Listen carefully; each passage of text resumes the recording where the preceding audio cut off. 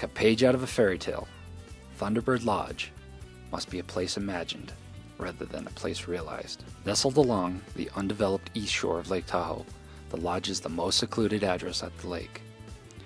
Built by real estate magnate George Whitell in 1937, the beloved property originally consisted of 40,000 acres along 27 miles of shoreline, where Whitell built the main house, 3 cottages, a cart house, a boathouse, an elephant house, a lighthouse, 3 garages, and a gatehouse. Although the property alone is loaded with charm, it is George Whitell's story that makes the place downright fascinating.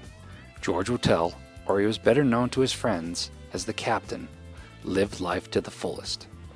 Born into a world of wealth in 1880 in San Francisco, Whitell always did things his way. It seemed that Whitell could do nothing but embarrass his family during his youthful years. He simply couldn't control his desire to indulge. He had the reputation of a playboy and found himself in and out of marriages and scandal to the chagrin of his parents and the high society that he lived in. Many thought George would continue down that path until the earthquake of 1906, where he and his friend Charles Howard, the future owner of the famous horse Seabiscuit, became heroes, saving friends, families, and belongings using their automobiles during the Great Disaster. In 1922, George's father died, leaving him an inheritance of $30 million at the age of 40. During the Roaring Twenties, this money grew to nearly $50 million, and by the time of the Great Depression, George was one of the wealthiest people in the state of California. It wasn't until 1930 that the Captain firmly planted his roots in Nevada. Whitell was looking to find a place where he could have his residency and avoid California's steep income and estate tax. He saw that a large piece of land was for sale along the Nevada side of Lake Tahoe. He quickly bought the property and began his plans to develop the real estate. He built the Thunderbird Lodge first and had plans to develop much of the land into high-end real estate and place a $1 million casino resort at Sand Harbor. Over the years, he spent more and more time at the lodge. He changed his mind and realized that he preferred his privacy. This simple decision ensured that most of the east shore of Lake Tahoe would remain undeveloped.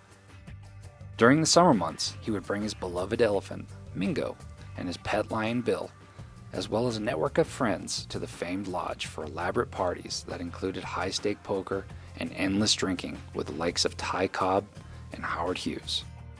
In addition to the many buildings on the property, there was also a 600-foot underground cave that runs from the main house to the cart house to the boathouse, where the famous Thunderbird yacht resides.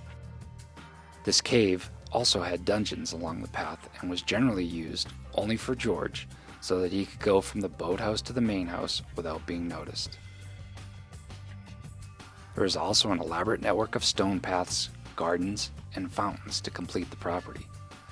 As the years went by, George preferred to spend time alone at the lodge with his animals until his death in 1969. After his death, Jack Dreyfus of Dreyfus Investments bought the property and the lodge. Dreyfus decided to sell most of the land to the Forest Service and the Nevada State Park Service to help keep Whitell's history. In 1998, Del Webb Corporation purchased the 140-acre estate for $50 million. Today, the lodge is managed by the Thunderbird Lodge Preservation Society. The society gives tours regularly, and you can enter the property from the land or from the lake. To learn more or make tour reservations, be sure to contact the lodge at 1-800-GO-TAHOE or see their website at www.thunderbirdlodge.org.